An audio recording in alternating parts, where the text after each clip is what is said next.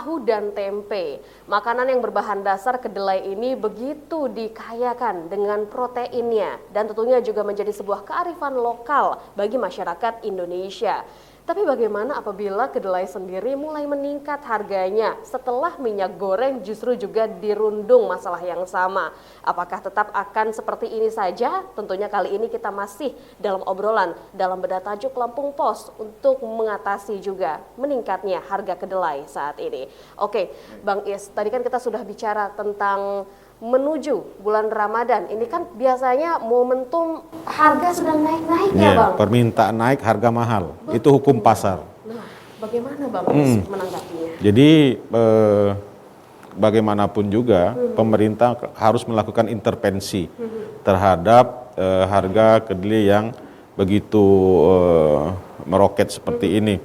Tentu kita ketahui hasil Badan Pusat Statistik maupun survei sosial ekonomi nasional pada Maret 2020, orang Indonesia itu mengkonsumsi tempe itu sebanyak 37 potong per bulan.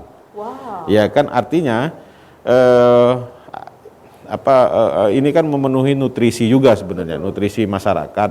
Nah, tentu kalau sudah kalau penduduk Indonesia ini sebanyak 200 juta, mungkin kita ambil dari sepertiganya, begitu banyak kita harus mengkonsumsi kedelai dan mengkonsumsi tahu dan tempe. Belum lagi susu kedelai. Benar. Nah, pemerintah harusnya bersikap harus melakukan intervensi yang harus kuat, ya kan?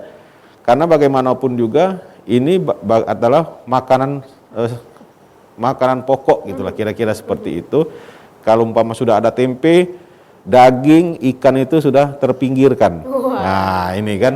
Nah, kalau sudah begitu, kebutuhan terus menanjak, kebutuhan menanjak, sementara harga juga menanjak, cepat melakukan intervensi. Jangan saja umpama kebutuhan tahu tempe yang begitu besar ini dijadikan objek cari uang. Ya kan, kita harus mengimpor kedelai, ya kan. Sementara kedelai lokal kita juga termasuk bagus. Kenapa kita nggak bisa?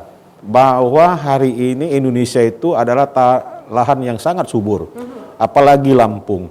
Tentu Lampung, ya kan, melalui Pak Gubernur, Dinas Pertanian Tanaman Pangan juga memprioritaskan tanaman kedelai ini, sehingga ketika terjadi goncangan harga kedelai, Lampung tetap stabil. Nah, kita bermohon kepada pemerintah provinsi, baik itu kabupaten kota, untuk lebih banyak mengintervensi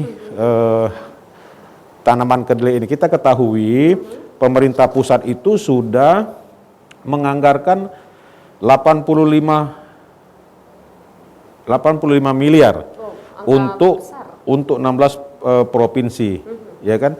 Nah, angka ini sebenarnya kalau bantuan atau anggaran dari pemerintah pusat tentu harus ditopang oleh pemerintah daerah, baik provinsi maupun kabupaten kota.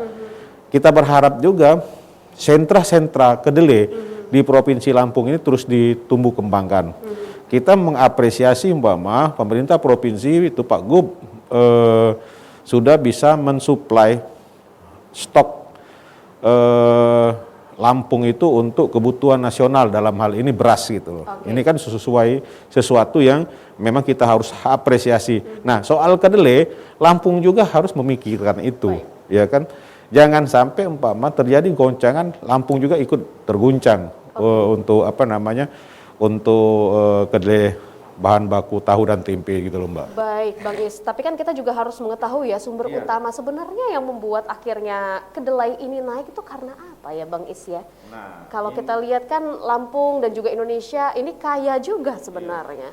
Sama halnya ini kan kita nggak tahu apakah ini terjadi permainan spekulan, ya kan. Sama halnya minyak goreng, Bama.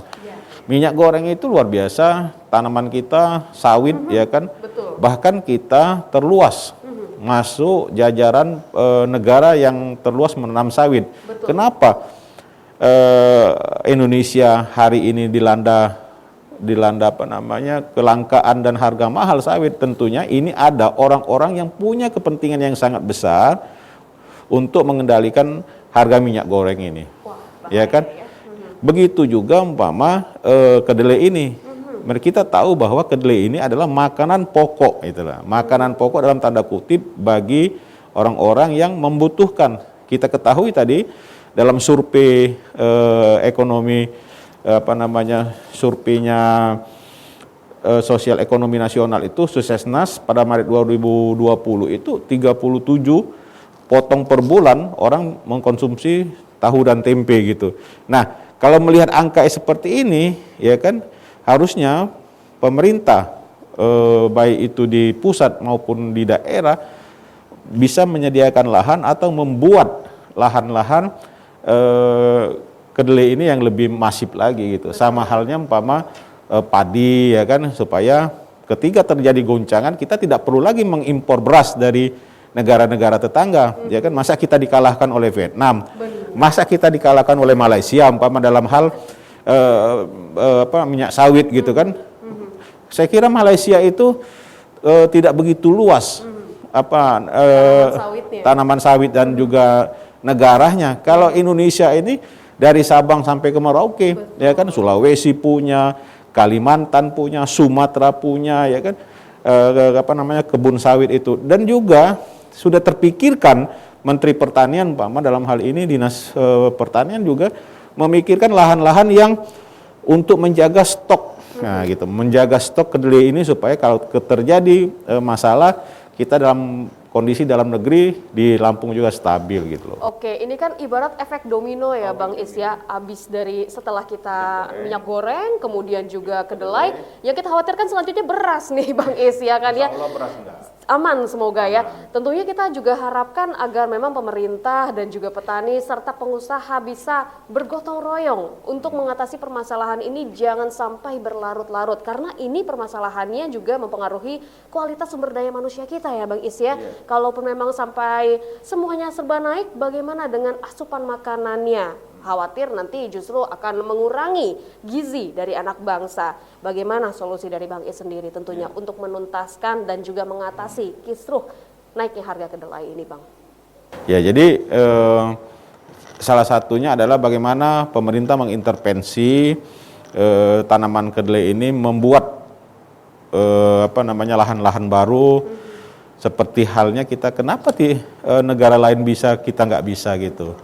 Kita tanah yang subur, ya kan, apalagi Lampung, ya kita buatlah kawasan-kawasan tanaman kedelai gitu. Dan ini harus dijaga, ya kan. Jangan sampai nanti kedelai menjadi masalah di kemudian hari. Sudah saatnya kita memikirkan kawasan tanaman kedelai di Provinsi Lampung. Baik, semoga tentunya ini didengarkan juga oleh seluruh masyarakat Lampung. Kita sama-sama tentunya menuntaskan permasalahan ini dan kita tingkatkan kembali asupan gizi untuk sumber daya manusia yang lebih baik tentunya. Terima kasih Bang Is.